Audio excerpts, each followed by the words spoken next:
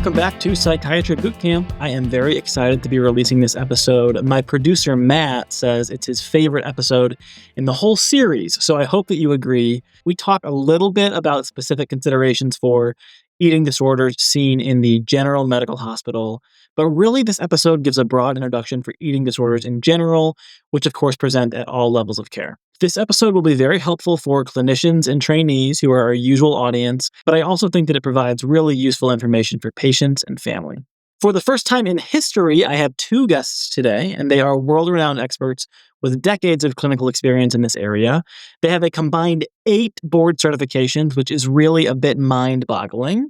Welcome to Psychiatry Bootcamp, Dr. Patricia Westmoreland and Dr. Annie Elia, and I will ask you both to introduce yourselves to our audience. Hi, I am Dr. Patricia Westmoreland. I am a psychiatrist, an MD, and I am board certified in both general psychiatry and internal medicine, and have psychiatry subspecialties in forensic psychiatry and CL psychiatry. And I am in private practice in Denver, Colorado, practicing both women's behavioral health, general adult psychiatry, and forensic psychiatry. All right, I can take those 4 board certifications and I can match them. So I'm a pediatrician, general psychiatrist, child and adolescent psychiatrist, and I'm boarded in CL psychiatry as well. And I am the chief clinical and quality officer at a large eating disorder treatment facilities national presence called Eating Recovery Center. Awesome. So let's dive right in. I have grown to really enjoy working with this population, but I have to say that in my training, I was struck by the severity of the disease process for some of these patients. I always think, evolutionarily speaking, our drive to nourish ourselves is one of the most primitive drives that we have. And in eating disorders, this very primitive drive is not working the way it should. In the initial phases of eating disorder treatment, I've noticed that insight can be quite limited, and a patient is often not presenting as the best version of themselves. So I want to start by asking each of you what you most love about working with this population. Why did you decide to do this for a career? What really gets you going about it? So I mean, one of the things you would have noticed with both Dr. Westmoreland and ourselves is we clearly like complex patients because, both of us have 4 different board certifications. So we really like a true biopsychosocial model. And if anything ever lives that biopsychosocial model, it is eating disorders. It's also constantly changing. This is really a lifelong learning process. So if you're interested in medically complex eating psychiatric patients or psychiatrically complex medical patients, this is your place. And there's always something new to learn. Another thing about eating disorders, they're very complex and they're very challenging, but they are absolutely treatable, and full recovery is not only possible, it's actually expected with good care. Anything you'd want to say, Patricia? Yes, and I mean, I completely agree with you. I really enjoy the challenge of working with both the psychiatric complexity. These are amongst the most difficult psychiatric patients, and the medical complexity. And then, of course, what really interests me about this is how do we get these patients into treatment? And from a medico-legal perspective, where do we draw the line in terms of autonomy versus beneficence and paternalism, which, some certainly call certification that, not that I necessarily agree with that, but I think, it's so important to really understand, as Dr. Elia said, the biopsychosocial issues regarding these patients, and also to get them into treatment early and to get them good treatment, because that really portends the best prognosis for them. So we are both passionate about teaching other people. I don't mean to speak for you, Dr. Elia, but I certainly have observed that in you over the years. But we're both passionate about teaching people about eating disorders and how to figure out getting these patients into treatment early and then making sure they get the best care that they possibly can. Yeah, and Dr. Mullen, you did mention sort of decreased insight that, we often see, especially early in treatment. So insight is often limited, and patients may not feel ill in the way that we're used to seeing psychiatric patients present themselves. But when you meet these people with compassion and consistency, and true understanding of what their experience is, the trust that you can build can be truly transformative. So these are complex, often very resilient people facing very complex illness, but watching them get better and watching them return to the fullness of their former selves it's a reward that is hard to find anywhere else. And that's why I've learned to love this population. And it gets to Dr. Westmoreland's point about the forensic aspects of this, the paternalistic aspects of this, because we know these patients do get better with appropriate treatment. And it's really difficult to watch someone languish and suffer and become really, really sick when we know that we have really effective treatments that we can offer them. Sometimes it's just difficult to sort of begin those treatments. It's really tricky when the illness itself, even by definition in the diagnostic criteria, describes the difficulty with the insight and the impaired judgment. They aren't seeing themselves as they really are. They are minimizing or discounting the medical severity of their illness by criteria, right? And the very thing that is needed to restore their capacity and their ability to engage and return to who they were is the thing their brain is most fearful of, and that's just food. Absolutely. And I think, Dr. Amelia, I certainly think where other physicians, especially other psychiatrists, struggle with patients with eating disorders is that most patients with psychiatric illness sort of have global deficits, and it's very easy to identify somebody who is very psychotic or very depressed, and and seeing those individuals, their deficits usually encompass many domains. With eating disorder patients, these patients are very often very intelligent, and their deficit is in this one circumscribed area of food and nutrition. And so they can sort of talk their way out of a paper bag, and people think, well, this person clearly has capacity because, they're so bright and they understand all these things. But what they really can't do is apply that understanding to themselves, and that is very tricky because it's very often overlooked by people who don't understand eating disorders. Yeah. So that really does speak to the capacity assessments for people, especially with anorexia and especially with severe and enduring anorexia, is actually highly specialized. It's different. We actually have to use different sort of questions and different parameters to actually understand the unique limitations that happen in a person with anorexia. I mean, they could be, highly functioning lawyer and also not be able to feed themselves and keep themselves alive. Are they able to appreciate how this is affecting their particular circumstances? And when you have such poor insight into the nature of your illness, you may not be able to appreciate that, even if your IQ is way better than mine. Let's dive into this deficit now. I think by virtue of being human, we all have an intimate relationship with food. I think many people have a rather complicated relationship with food. When we're using the term eating disorder or thinking about cases where a person's relationship with food should be the focus of clinical attention, how do you recommend we go about drawing that line between normal variance and a need for intervention? So that's a great question. So disordered eating exists on a spectrum, and nearly everyone, especially everyone in a food-centric, thin, idealizing culture such as ours, will exist. Their eating and their preferences will exist on the spectrum. Most people in our culture will have some degree of at least some food weirdnesses, and some over focuses, and everyone in our culture probably overvalues thinness as even a character trait and gives misattributions regarding health standards that actually aren't real. So we all have some of this. Everybody does. But what pushes us into the clinical territory would be functional impairment, right? When preoccupation with food, weight, or body image actually begins to dominate someone's time, their emotions, their behaviors, or even their whole identity. right? And then when it leads to physical consequences or significant psychological distress, that's when we call it an eating disorder.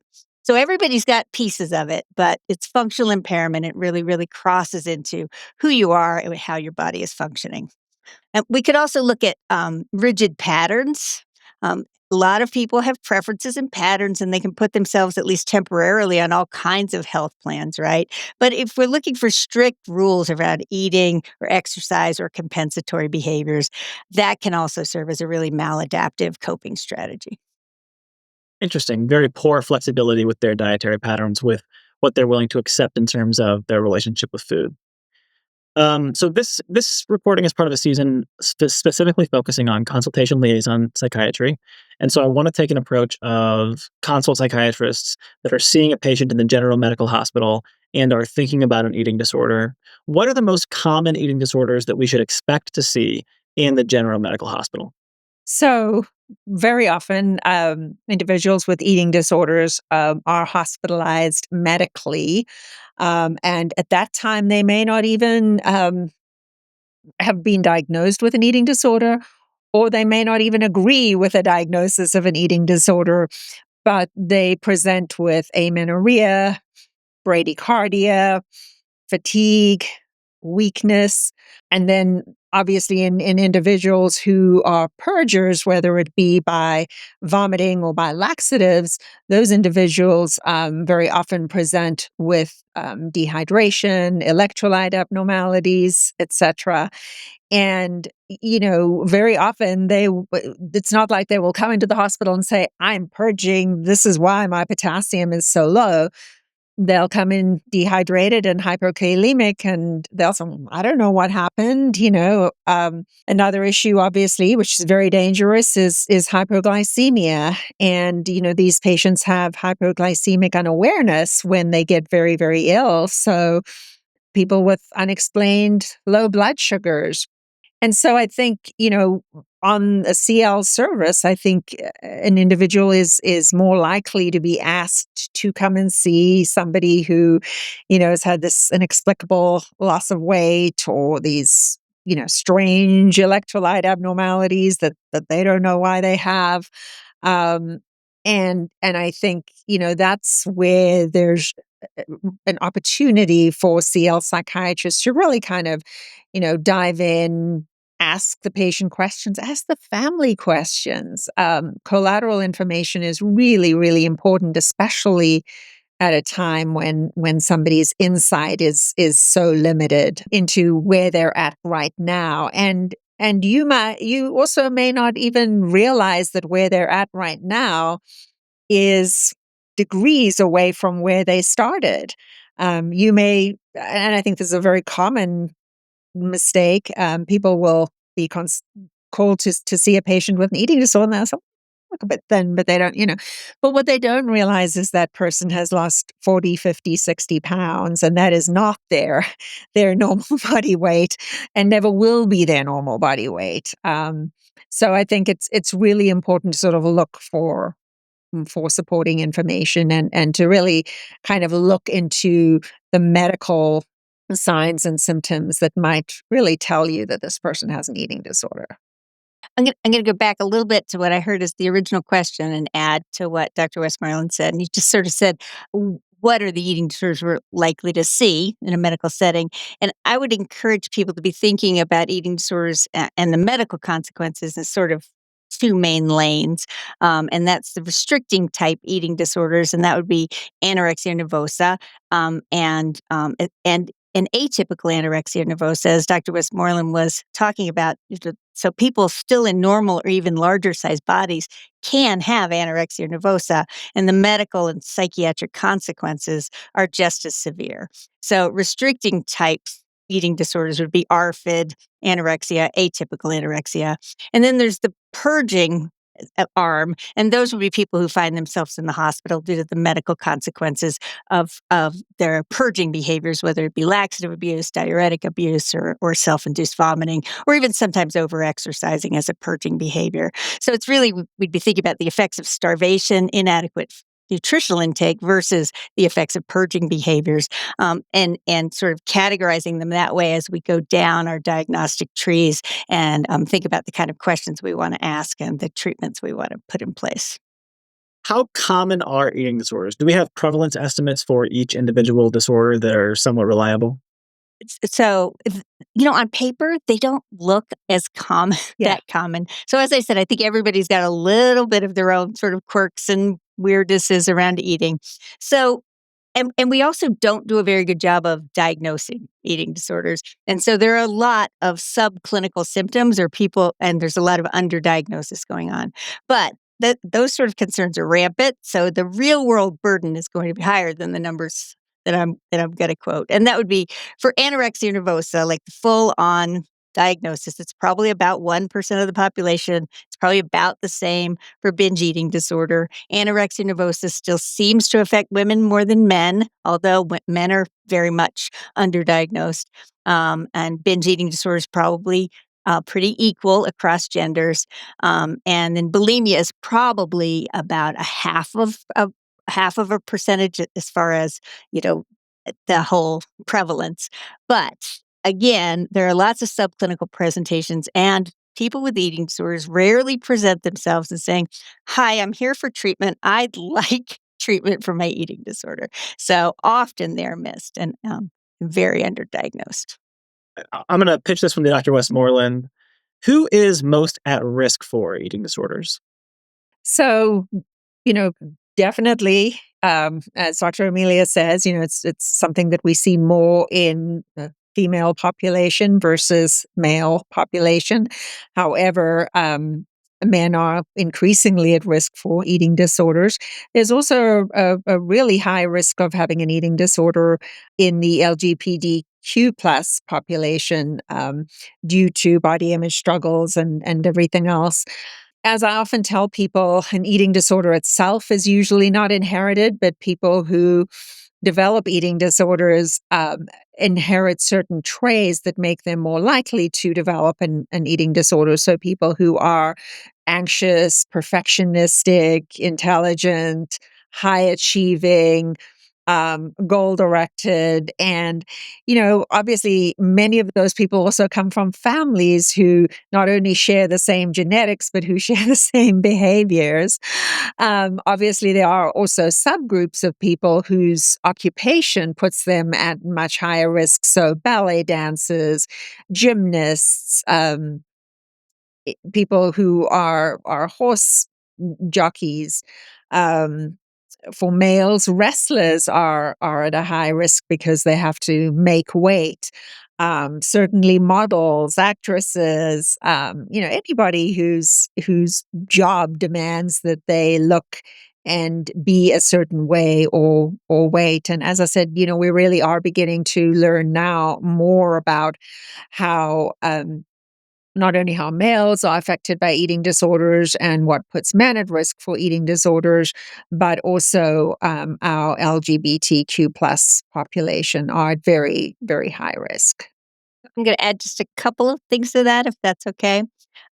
Things that are changing, we're learning more about. We used to actually think that a history of sexual abuse was not higher for people with eating disorders, but in the past 10, 15 years, we actually have a lot of great and emerging data that a history of childhood trauma, it actually does place a person at particular risk of an eating disorder. At our highest levels of care, which is where I mostly function as an inpatient, residential, and partial hospitalization level of care, our patient population, it's at least 60% of our patients present with full diagnostic criteria for PTSD on admission.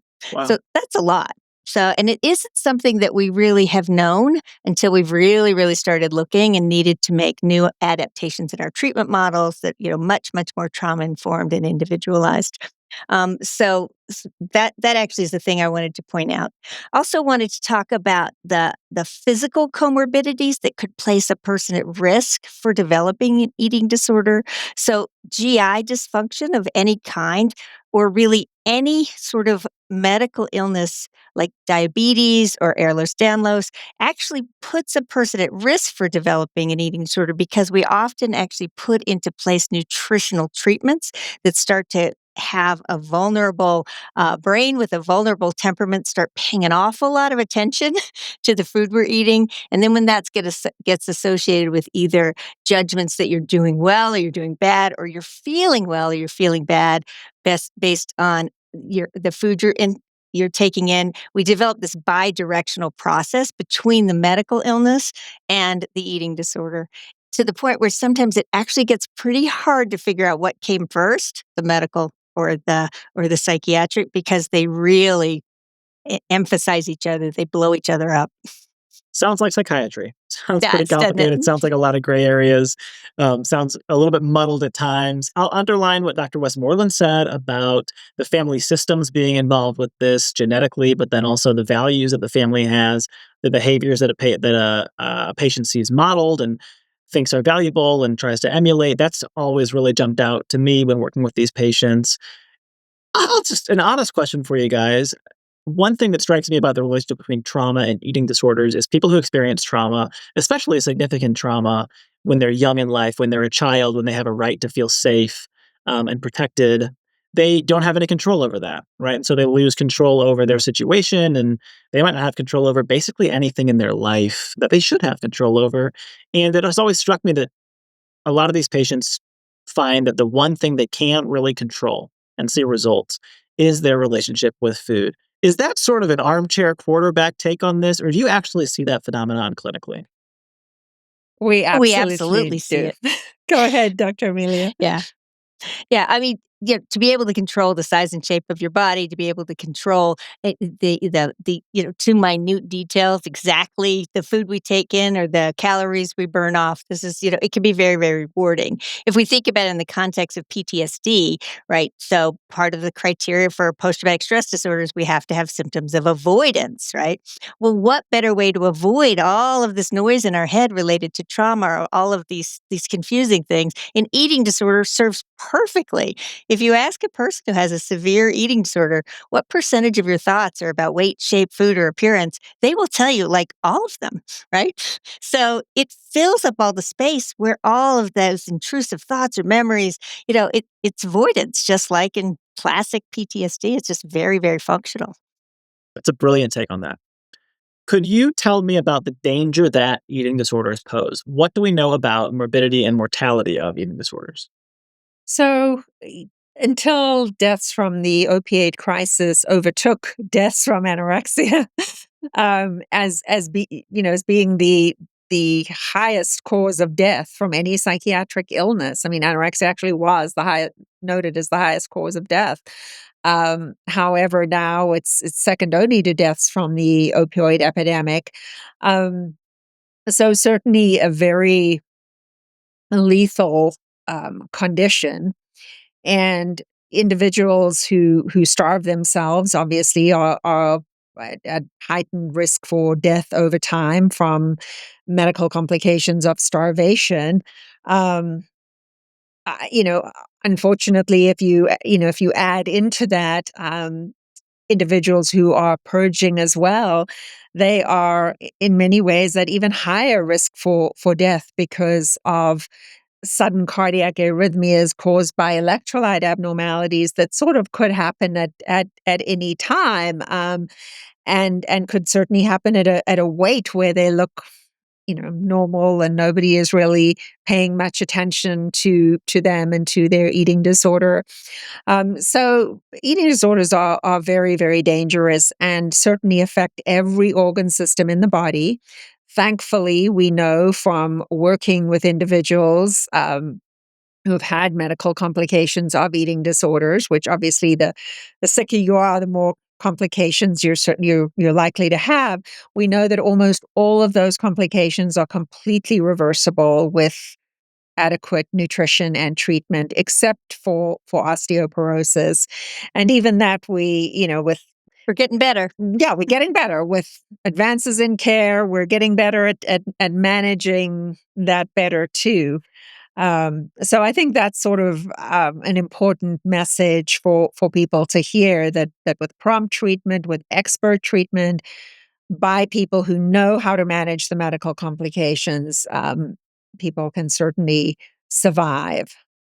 Yeah, everything is so the the treatment is not complicated. It's actually pretty simple. It's usually nutrition, and all of the medical consequences, no matter how severe, as Dr. Westmoreland said, they're all reversible, except some except bones. Really, everything else is pretty much reversible, and it's reversible with medical treatments that are readily available. Just their brains won't let them have it. So when we are thinking about when an eating disorder is on our differential, is there any particular pieces of the history that we need to pay attention to? And I don't need you to go through, everything that we need from a full psychiatric assessment. We have a whole episode on that. But just specifically with this population, what are some things that you think maybe your average typical psychiatrist, even working at a consult setting, is sometimes forgetting to ask about for these patients, is sometimes missing, or areas that you think when this is on our differential, we need to really drill down and make sure we have this information? Yes, do an excellent psychiatric evaluation. And then look for periods of time where people were doing well or not doing as poorly. Like look at a time trajectory and attach weight and height for kids, especially. But what was your weight then? Were there any eating sort of behaviors happening at these periods of hills and valley in your trajectory of doing well and not? So get a really good weight and behavior history and attach that to the rest of the psychiatric symptoms. You want to ask specifically about purging behaviors because these are difficult questions to ask. So just get brave and ask, have you ever, have you ever made yourself throw up? Do you ever use laxatives, diuretics? Do you ever use exercise as a way of compensating for eating too much? And always ask about a family history of eating disorders because these are familial. So those are the things that would get added to a regular psychiatric evaluation. I also do that question I said before of what percentage of your thoughts are about weight, shape, food, and appearance is often one that my patients haven't really thought of. And it sometimes is a bit of an aha moment for them in the evaluation. Importantly, too, what is the eating disorder doing for you? I alluded to this when I was talking about the way I conceptualize post-traumatic stress disorder, and the eating disorder is actually working, right? This is a key part of understanding the individual eating disorder that this person is presenting with, is we can't give up anything that's actually working for us. We have to identify what's it doing that's actually good. I mean, you're in a hospital bed and your potassium's 1.9, but what purpose is it serving? How does your eating disorder serve you? And what would it cost to actually give it up?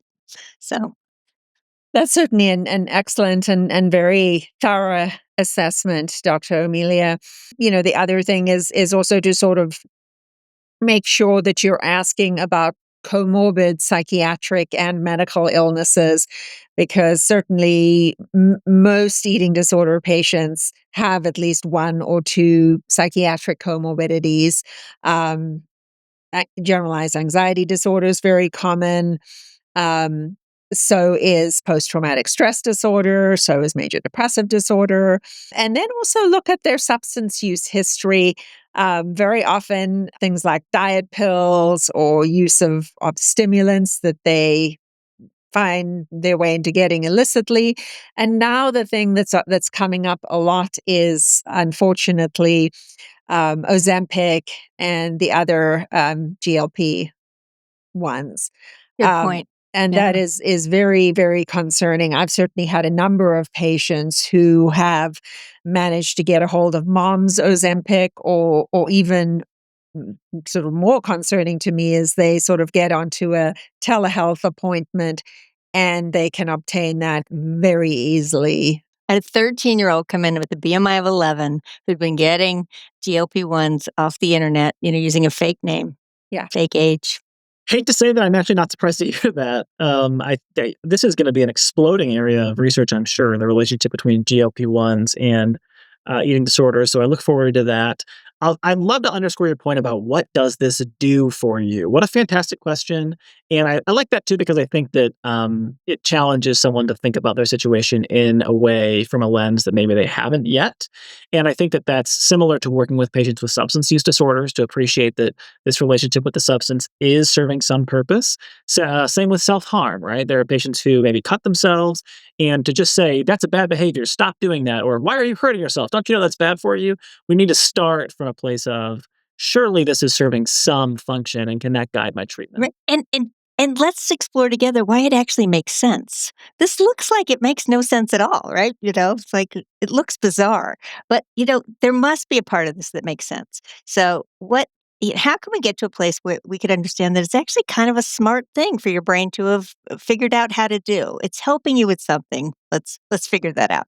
And you've answered the question, what is one major concrete tip to build a therapeutic alliance with this patient, right? Did you see how Dr. Elia is now agreeing with the patient without colluding with the disease process? Can we find common ground? Can we agree on some basic foundational principles that, yes, actually, I think you're a really smart person. I think you're a really talented person, and I see your reasoning very clearly. So let's sit together from the same vantage point and work through how this is really affecting your life. I love that. Psychiatry Bootcamp is brought to you by Simple Practice. Simple Practice saves you time so you can focus on spending that time with the patient and not on writing notes. Simple Practice now has an AI-powered note writing tool integrated within the health record so that it's a true all-in-one EHR. Simple Practice is HIPAA compliant, it's high-trust compliant, and you'll also love the PDMP checks integrated within the portal and the easy-to-use lab order templates. Simple Practice saves you time so you can focus on what matters most. For a 30-day free trial of AI Note Taker and a PBC exclusive 7-day free trial and 50% off 4 months for Simple Practice EHR, visit simplepractice.com/bootcamp. That's simplepractice.com/bootcamp. Psychiatry Bootcamp is brought to you by Beat the Boards. Listen, Beat the Boards is offering us a ridiculous deal. Bootcamp listeners now get free access to over 4,400 USMLE Step 2 questions and over 4,500 questions for Step 3. This is not a discount. It's completely free. Don't miss this opportunity. Go to beattheboards.com/bootcamp to get started today. I used Beat the Boards to study for my own board exams, and I found them to really reflect the real exam and make the exam a breeze. Give it a try. beattheboards.com/bootcamp.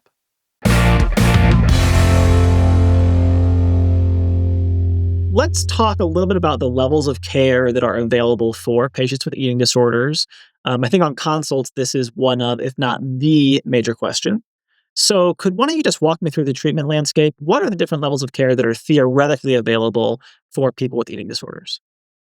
So if we're looking sort of from, least to most restrictive treatment and beyond, certainly, individuals whose eating disorders have not gotten to the level that they need, um, pretty continuous monitoring. I certainly see some patients with eating disorders in outpatient practice. It's usually good for them to have a team with a psychiatrist, a PCP, a therapist, and a dietitian, and seeing those individuals at least once a week. And then an intensive outpatient level of care would be the next level up, where patients actually engage in programming several times a week for a few hours, and sometimes even eat their meals while they're doing programming at an intensive outpatient treatment center, or now virtually. A lot of those treatments are available online too, and certainly that is helpful to people who are living in rural areas, etc. The next level up, I certainly do believe needs to be done in person, would be the partial hospital level of care, where an individual comes in for programming during the day, usually an 8 to 12-hour day, and then they go home at night, or they go home to a hotel with family, or wherever, if they're in a different city, but they have some time off programming. The next level above is sort of the beginning of the 24-hour care care levels of care, which is a residential treatment setting, where an individual is actually in an eating disorder treatment center, um, and they see a psychiatrist several times a week. They usually see a therapist, dietitian, etc. But they have 24-hour monitoring in terms of their meals, in terms of nursing, etc.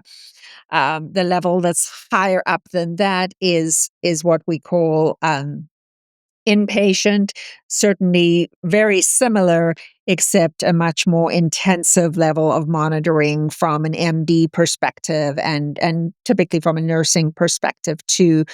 Um, those are sort of the sickest patients who are in a psychiatric level of care. Once patients get below 70% of ideal body weight, or they're above 70% but have serious electrolyte abnormalities and need a medical level of care, that is where an eating disorder medical stabilization unit like acute is certainly a place that those individuals would need to be at.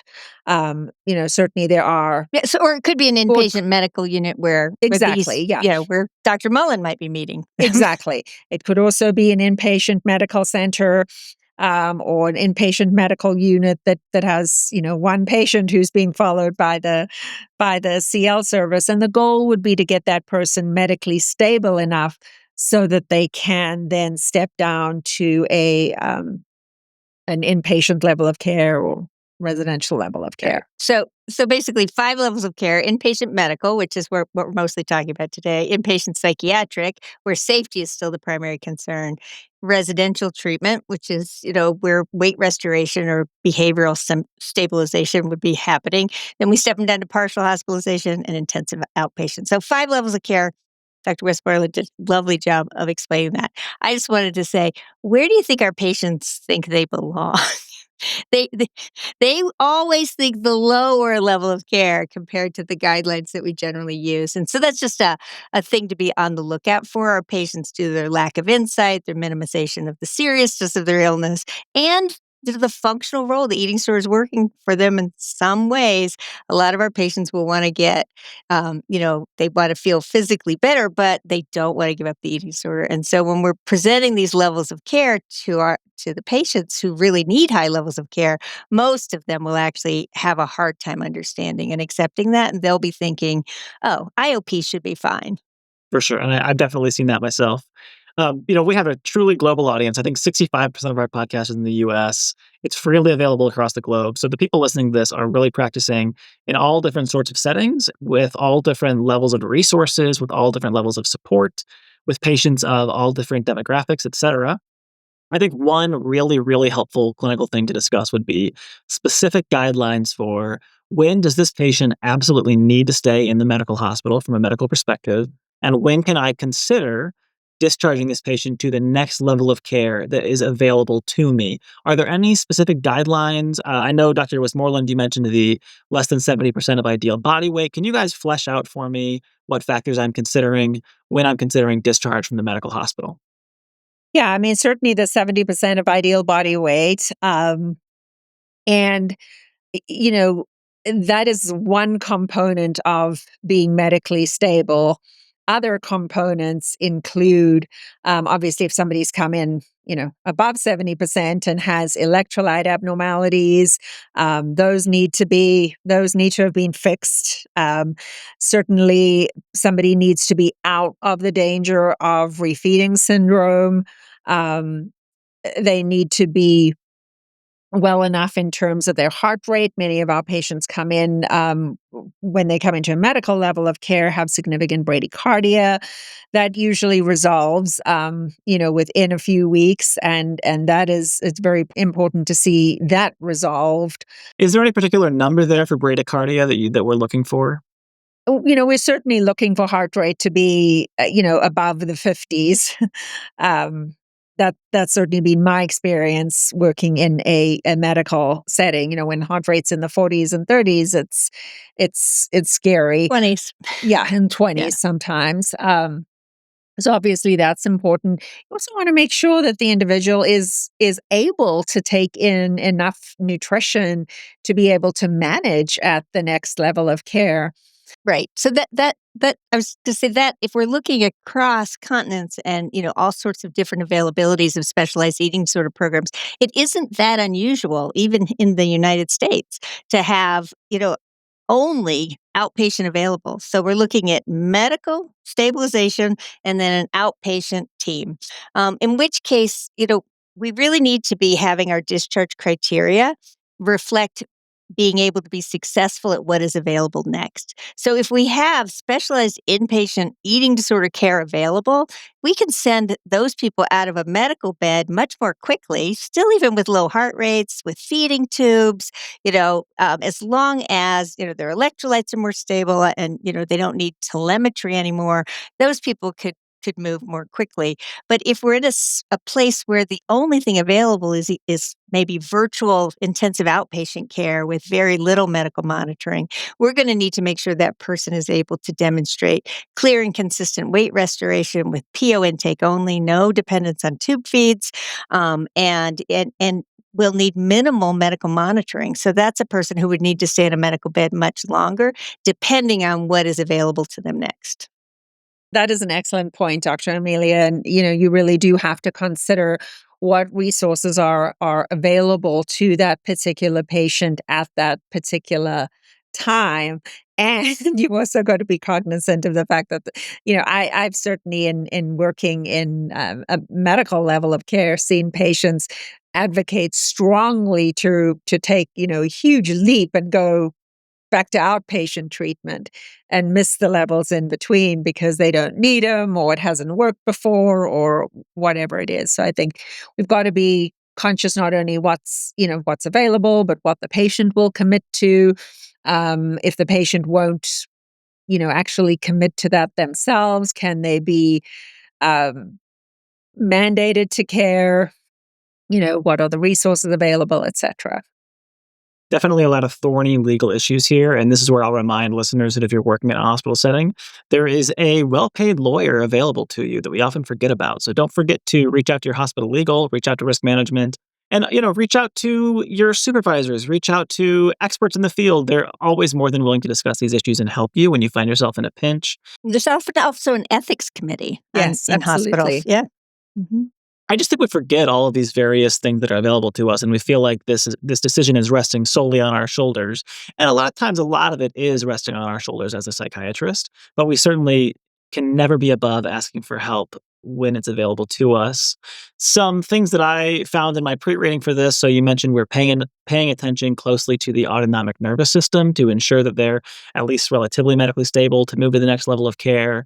Looking for a heart rate probably above 50 for adults. We're looking at the orthostatics. Is there a sustained increase in heart rate of 30 beats per minute on orthostatics? If so, they might need a little bit more time in the hospital for that nutritional rehabilitation before moving to the next step. Looking at glucose levels, the electrolytes, as you mentioned, the ideal body weight. And then also we can look at, as you alluded to, has there actually been any meaningful change in behavior? Has there been any meaningful change in the compensatory behaviors at all? Because if not, and we discharge this patient from the hospital without really any intervention or any intervention that we could hope would lead to a positive outcome, that's a really high readmission risk. And it's not only bad for your patient, it's going to be really bad for your hospital as well. Any additional thoughts on that? It's not even fair to expect them to be able to change that behavior until they become physiologically stable. So the brain follows the body in eating disorders. Until the body actually is stable, we can't expect true behavioral change or improved insight. The body, if it's in fight or flight or just survival or starvation mode, it's going to return right back to where it was unless we've truly settled things down. Yeah, and I was just going to add that certainly in the work that I've done and presentations I've given before, I always tell people that it can actually take months for those orthostatic vitals to improve. So that's not necessarily something that keeps people at a medical level of care. Um, it's the heart rate that changes first and improves first, but the orthostatic changes tend to reverse a little bit later in the course.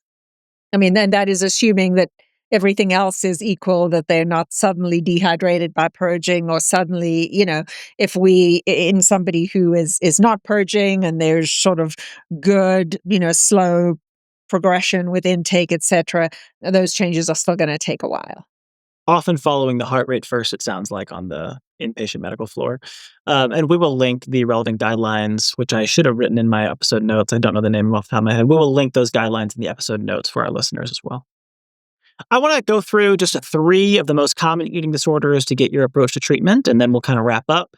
Let's start by talking about anorexia nervosa. Could you paint a picture, a caricature for me about how someone might develop anorexia? I'm going to take that one because this is actually part of my sort of routine consultation that I do. Because when I go in and talk to someone and do a consultation for a patient with anorexia, they are often in a lot of denial. So I usually often say, well, you know a lot about you, and I know a lot about anorexia. So let me tell you the way this usually presents. And then you can tell me what parts of this are relevant to you and what parts feel different. So I do sometimes go in and take over and do a lot of the talking because patients are sometimes fairly resistant to talk to me. So I describe the usual thing that happened. So it starts with a kid or a teenager who is an anxious, perfectionistic, socially conscious, rule-following kid. They want to do a good job. They don't like conflict. I go through all these temperamental traits that are usual, and a lot of times they'll be going, So, and they might and then they become stressed. For any reason, it doesn't matter. If they live in a world that values thinness and self-control, the world delivers a message: get control of yourself. This is a kid that has been pretty easy to raise, pretty even-tempered. They get stressed out by could be anything, and they start to get more depressed or more anxious, and the world says, get control of yourself. So then they go on a health plan. Nobody ever says, I think I'd like to develop anorexia. They say, I want control of myself. I don't want to feel like this. I want to be successful with something. And it's often not even dieting. Sometimes it's a diet, but often it's, I'm going to get healthy, right? It could also happen after a sports injury or it could be anything, but they go on a health plan. And so then often they end up losing weight. Now, for this person who has just the right combination of genetic risk factors and psychosocial risk factors and psychological coping skills, just the right social pressures, it gets reinforced. People go, whoa, look at you. You've got such control, or you've lost weight. So this can feel very reinforcing. And you know what happens? They feel better. Their anxiety starts to get calmer, right? They feel successful. They feel more in control. They're getting praise. And that there's nothing weird about what happens at this point. But for people who are going to develop anorexia, something at a biologic, neurologic, neuron level actually happens. And most of my patients can tell me pretty much where this happens. The balance of power shifts. Starts off with follow these rules and you'll feel better, and you do. But then click. The balance of power shifts, and now it's you follow these rules or else. You follow these rules or you're disgusting. And there is a shift of power. I call it the click, the cellular level click. And most of my patients kind of have this look of understanding. Oh, yeah, that happened to me. Now it is you follow these rules or else. Follow these rules or you're disgusting. They become preoccupied with thoughts about weight, shape, food, and appearance. They lose the ability to see what everyone else can see anymore. They start to isolate more and more. And it's clicked in. And what was working to control anxiety and make you feel better actually is now making things worse and worse. And so you have to actually add in new rules each time. And every time you put in new rules for your anorexia, it clicks in tighter and tighter and tighter. And before you know it, you're in a world of trouble, both medically and psychiatrically. So now their brain is starving. That amplifies the obsessionality, and they have less emotional regulation. And now the original anxiety returns, but it's magnified, and they're in a cycle now. So that's kind of a long way to say this, but it often starts off as I want to get healthy. And this thing just takes on a life of its own. They get hijacked. I think that's the level of hard-won clinical wisdom that comes across in a podcast that just does not jump off a page, cannot jump off a page. So thank you for sharing that hard-won wisdom with us. Dr. Westmoreland, when we see a patient like this, when we see a patient that we're thinking might be like this, or considering a diagnosis of anorexia nervosa, what criteria are we looking for to make that formal diagnosis of anorexia nervosa? You're looking for somebody who has a fear of being their normal body weight, somebody who has lost significant amount of weight from where they started at, and somebody who has very little insight into the nature and the gravity of their situation. Let's talk about two major areas of treatment for eating disorders, psychotherapy and pharmacotherapy. In thinking about anorexia nervosa, what do we know about how well psychotherapy works and which, if there's evidence for this, which modalities of psychotherapy are going to work best? I didn't mention in the beginning, I was actually a psychologist before I went to medical school. So I do love You psychotherapy. have a lot of degrees. These patients are complicated. These are the kind of people that get drawn to this work. So psychotherapy is cornerstone for most eating disorders. When there's a restricting type eating disorder, nutrition, food is the medicine. But for psychotherapy, we know that for anorexia, the psychotherapy effects will not be optimized unless we are actually also restoring nutrition. It's actually pretty ineffective in a brain that is still starving. So if we're not doing food plus psychotherapy, it's not going to work. It's not the food is not going to magically. It's nothing magical is going to happen, but without food, psychotherapy is not going to work.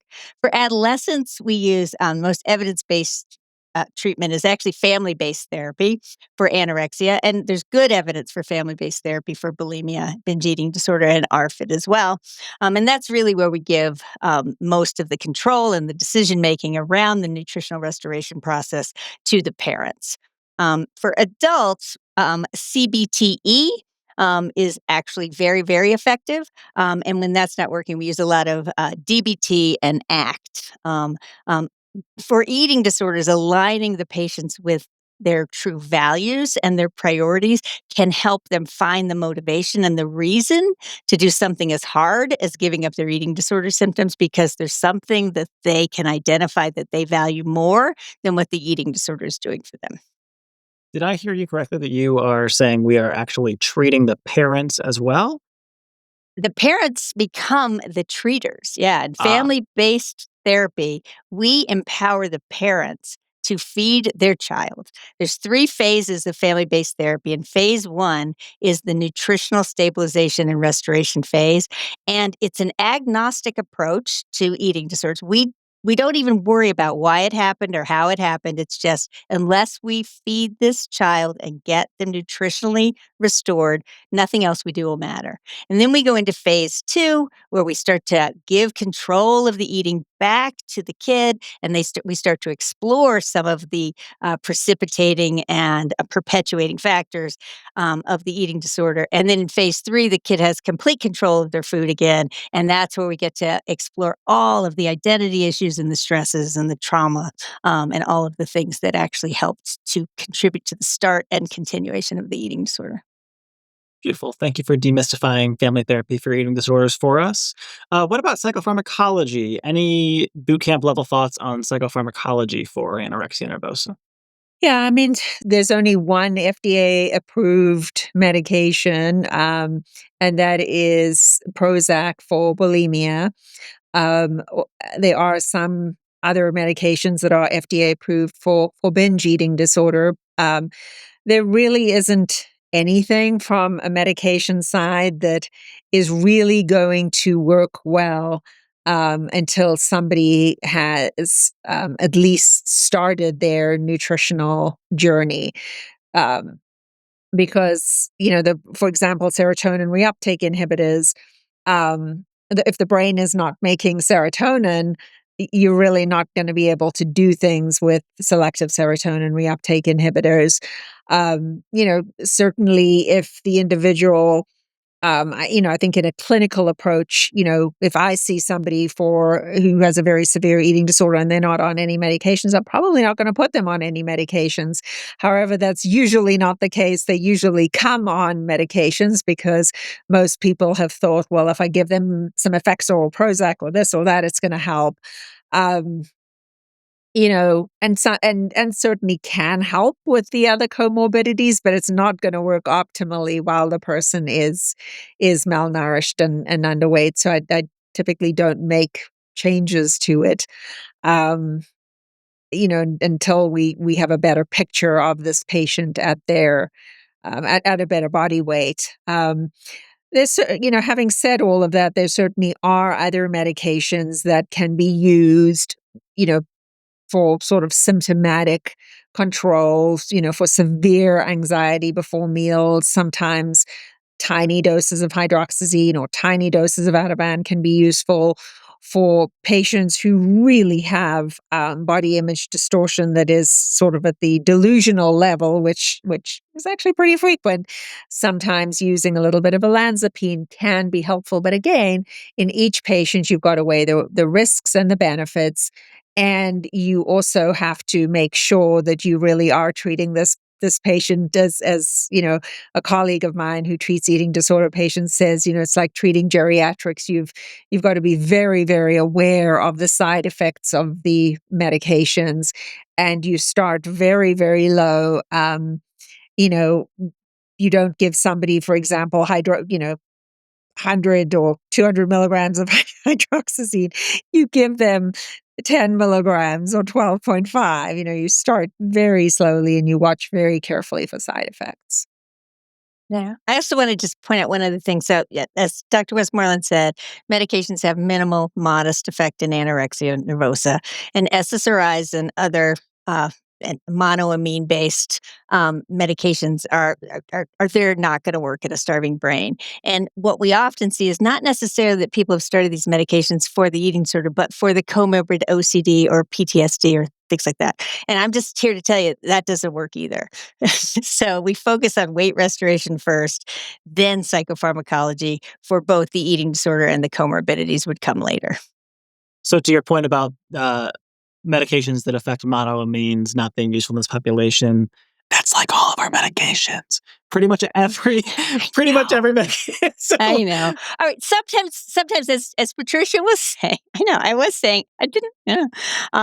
So sometimes we do use like low dose anxiolytics. Patricia doses before a meal. I actually dose after a successful meal. So we all have our own styles. But the most promising medicine for anorexia, I will say, is low dose atypical antipsychotics. Just low doses. What the patients describe to me is not necessarily relief of mood or things, but they just describe their brain being a bit quieter. It settles the noise in their head. And so very, very low doses can help.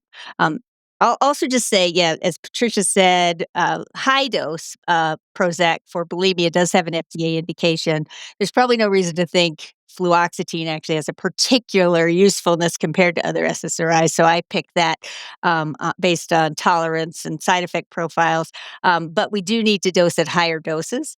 And then there is one other medication that has an FDA indication, and that is lisdexamfetamine or Vyvanse for binge eating disorder. Interestingly, this has a dose response that is not seen very often in psychiatry. So lisdexamfetamine is effective for binge eating disorder, but not till you're at 60 milligrams. So we see people trying to be careful with that dose, and then it doesn't work, or all it does is suppress appetite a little bit, but then people get hungry at night. Really, to get to the noisy head of binge eating disorder, there is a dose response for lisdexamfetamine that most people don't really think very much about. Fascinating. So you do still have to slowly titrate to that dose, but you do need to get to your goal dose. You have to get what you're there. saying? Otherwise, it's not. And it's similar to, 50 milligrams of quetiapine is not going to treat schizophrenia. All of our listeners know that. It's that dose response. It's the dose that makes the poison. It's also the dose that makes the effective medication. And so it's not really a trial. I appreciate that. It's a common mistake, I think, in psychiatric prescribing. Okay, I'm going to ask you a couple of all-encompassing questions. I'd love just kind of an open mic night from you both as international experts on this topic. What are the most common mistakes that you see made at outside hospitals in the management of these patients? When you see a patient referred to you, do you ever think, this really could have been done better commonly? Oh, yeah. Absolutely. So I would say people with restricting type eating disorders die with normal labs. So their labs do not change until and it's the purging that affects labs. So assuming that normal labs means medical stability is a very, very common and sometimes lethal misjudgment. So malnourished patients can appear deceptively stable. That's one thing. Also, don't wait to start the nutrition. We sometimes get overtaught about the risk of refeeding syndrome. So we start with these tiny little, we start low and we go slow with our feedings. And we've learned we can go a lot faster, especially if we're monitoring closely for phosphorus drops and things like that. So fear of refeeding syndrome can lead to underfeeding, and then we're wasting time and we're colluding with the eating disorder. So be careful, check labs, but be very proactive with refeeding. Don't waste time. And then I would say, and we've already alluded to this, sending people home with outpatient therapy only. Just expecting your heart rate's improved, your phosphorus is okay. We found you a new therapist. That is a big, big mistake when they clearly need more structure, support, supervision, and understanding in order to be able to do what is needed to maintain the medical stabilization that has now been achieved.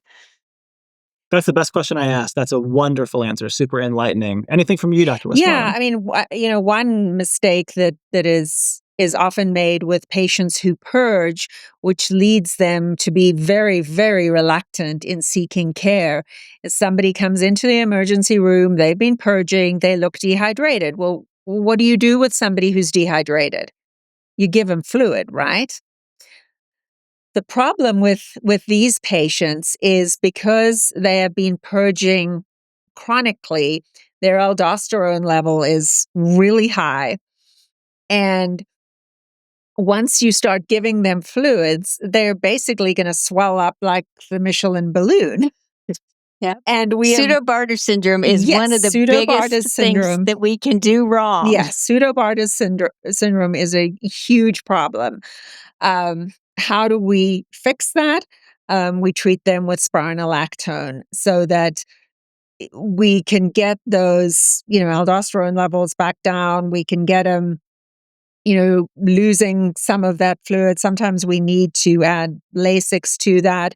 Um, and that's typically done in an inpatient medical setting, depending on their renal sodium, etc. But it's really, really important to remember that people who have purging as a component of their eating disorder, whether it's anorexia nervosa, binge purge subtype, or bulimia, that is one of the key reasons they don't seek treatment. And so that is a And this is where the big issue. treatment caused the problem, not the Yes, eating disorder. exactly, exactly.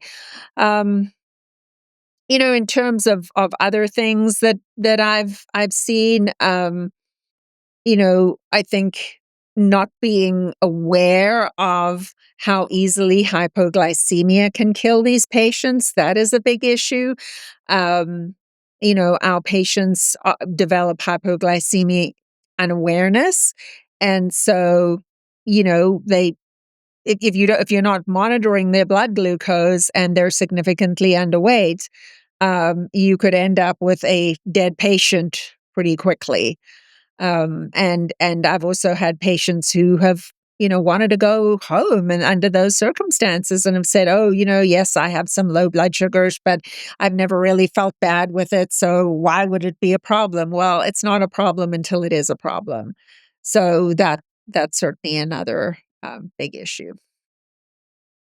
I think one of the things that ties both of those things together is these mistakes are going to be made unless you take a really good history. So in avoiding pseudobarter syndrome, if you don't know the patient is purging, you're probably not going to be able to avoid that really, right? Yeah. Because then it's just treatment as usual for dehydration. And the patient might come in and say, well, of course my resting heart rate is 45. I've run 3 marathons in the last It's an six athlete months. heart. And you might say, wow, right, this person is fit. Man, they've got a great heart.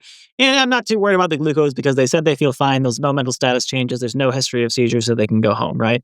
Unless you're really able to take that history. And I think a nuanced history in patients with anorexia nervosa, I think after they've encountered the treatment system a couple of times, they know what to say. They know how to say it to avoid medical intervention.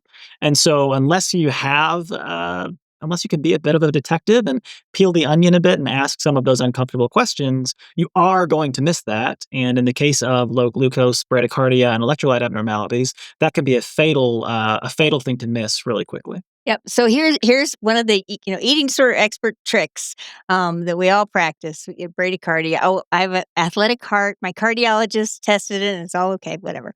And it's like I just call it the get up and walk around test. So if it's truly bradycardia due to very intense athletic fitness, you will get up and walk around, and your heart rate's not going to move much. If it is from anorexia, you will start with a heart rate at 38. You'll get up and walk around, and it goes up. And so that's the very inexpensive, low tech get up and walk around test. The Sherlock Holmes test for eating disorders. And I also tell them, there are many people who are athletic and have a low heart rate, but that's usually in the 50s or 60s. It's usually not in the 20s or 30s. And I saved the most challenging question for next. So this could be an entire hour in and of itself, but I'll just ask you briefly. We talked about the limited insight. We talked about how these patients can have deceptively limited capacity at times due to the severity of the illness, despite their underlying intellectual functioning. How frequently do you see patients decline treatment for these disorders? And in broad strokes, how do we handle it? I realize that's an unfair question, but please do your best. So we'll let the forensic psychiatrist go first. Sure. So certainly we see this a lot at varying levels of treatment, whether it be medical stability, 24-hour care, etc. There are patients who come into treatment quite willing because they get scared when they get really sick. And then after a few days, they're like, I'm ready to go.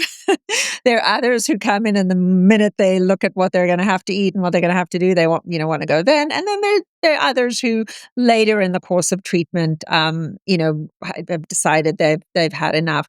And I think that's when it's really, really important to drill down into this whole concept about the illness, the brain starvation affecting this one particular area in terms of insight into the nature and the gravity of their illness and what what they perceive it will do to them. I mean, they can talk forever, most of them, about low heart rate, low glucose, this, that, or the next thing. And yet, if you really drill down and ask them, what does this mean to you?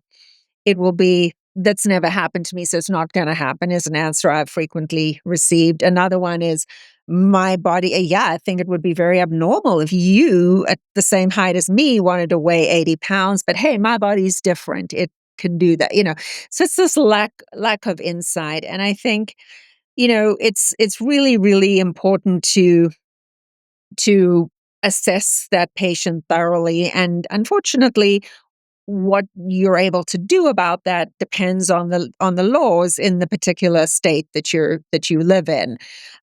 Certainly with civil commitment, many states are very restrictive in the danger has to be imminent, as in imminent, like right this minute, or you can't put someone on a mental health hold. Others, like Colorado and other states, have grave disability. And not being able to feed yourself is certainly considered grave disability. So it becomes a little easier to put somebody on a mental health hold and to get treatment for them. Another question that comes up very often is people are interested in getting guardianship for their adult children who have eating disorders. And that can also certainly be very helpful. Unfortunately, it does not get them into or onto a psychiatric unit, but it can certainly get medical care for them when they are in need of medical care and refusing, to go to the emergency room or refusing to be hospitalized for medical reasons. Yeah, I mean, I think I would just sort of go back to the way I opened, and that is, I mean, our goal in working with these patients is to establish rapport, really demonstrate good understanding of their perspective and their experiences with their eating disorder, to really use, what would be motivational interviewing to find out what matters more to them than their eating disorder does, and what are they willing to do to get to that place where the eating disorder is not controlling their life. And really just share sort of optimism and hope.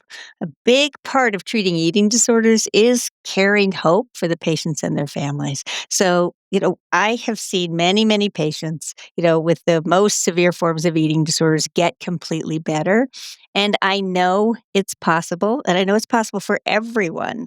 The treatment for eating disorders, and this is important to share with patients as they're losing hope and with families, the treatment for anorexia nervosa is nutritional restoration. That's not the only thing that has to happen, but without it, nothing else we do will work.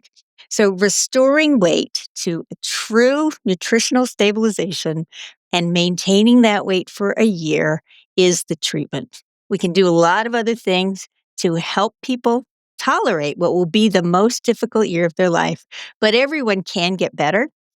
And that's a very hard thing to do. But we have patients come in and say, I've tried everything.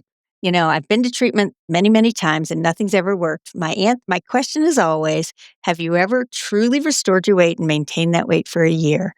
And it's almost never, yes, I've done that. And so until they've done that, they have not failed treatment because they've never completed treatment. And so until they have completed treatment, there is reason to hope and there's reason to expect they will recover. And we've got to actually hold that hope for them, provide that education, and help them understand that this is very difficult. The treatment process is actually truly traumatic. It's torturous, but so's the illness, right? But if you can do it and you can stay focused and truly maintain this, I have an expectation you'll get better.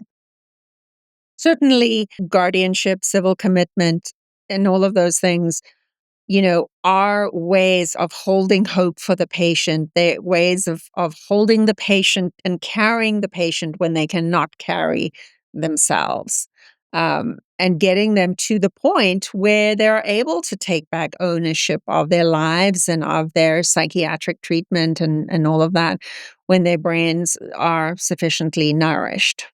And of course, we never want to give false hope. And I think for some of our listeners, especially I'm thinking about medical students, trainees that have never seen a patient with this disease process, or maybe they've seen a patient with this disease process and then they roll off service before the patient improves, or this particular patient does not improve.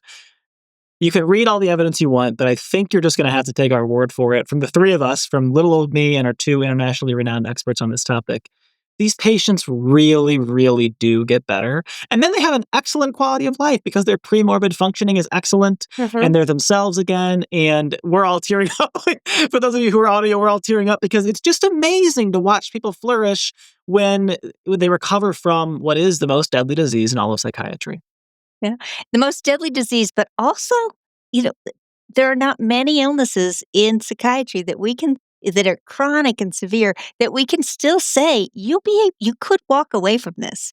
You could actually fully recover and have a life that is completely separate from these symptoms. Absolutely. I always just ask, and I think we may have just done this, any final thoughts for our audience? I think this work is great. That was the first question you asked us, is why do you do this work? It's complicated, it's rewarding. There's never the same thing twice. I'm always, drawn to the new research and new ideas. Multidisciplinary teams are that's where the real fun is in our work. I just can't say enough about how this particular area is so rewarding, so fulfilling if you want to stay challenged. Yeah, absolutely. And I would say, the ethical and the sort of forensic side of eating disorders really has not been well explored. And I think it's really, really important that we understand, um, what we can do to help these patients, from a medical legal standpoint, so that we can get them better, so that we don't, collude with the illness and say, oh, well, you're telling me, as a patient told me once, she wants body autonomy. And I said, well, how can you have body autonomy when your brain is taken over by this illness and you don't have any autonomy because you're a slave to this illness? So, that's really what we want. And I think it's incredibly rewarding. There are many, many individuals who have very severe eating disorders who recover and who go to med school, law school, become professionals and experts in their own right and in their own field. And that really is a wonderful thing to see people realize their potential, when they are ready to give up these symptoms. And when I say that, I don't mean that, they'll never have an eating disorder thought again.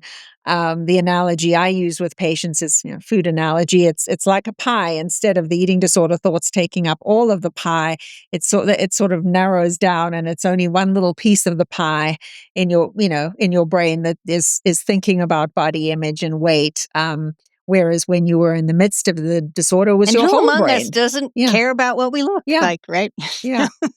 Absolutely. Well, thank you both for coming on the podcast. This has been so much fun. It's going to be a great episode, and I look forward to talking to you next. Sounds like Yeah, a it fun. was fun. Thank you I'm glad so we much. connected. Thanks for listening to this episode of Psychiatry Bootcamp. If you enjoyed the podcast, please take a minute to leave a review on Apple Podcasts or a rating on Apple or Spotify. You can reach me at psychiatrybootcamppodcast@gmail.com. Find me on TikTok or Instagram at Psych Bootcamp. Our theme music is by Cave Radio. Special thanks to Matthew Braddock for production support. The opinions shared on this podcast do not reflect the opinion of any institution, including host or guest employers or podcast partners. This podcast is not intended to be used as medical advice or in any legal proceedings whatsoever, including to establish a standard of care. This podcast is intended only as a supplement to a complete, accredited psychiatry residency and is grossly inadequate to rely on for medical decision-making. It is intended to entertain and inform. You should always rely on your own clinical judgment when making medical decisions and contact your physician for medical advice. This is a Human Content production.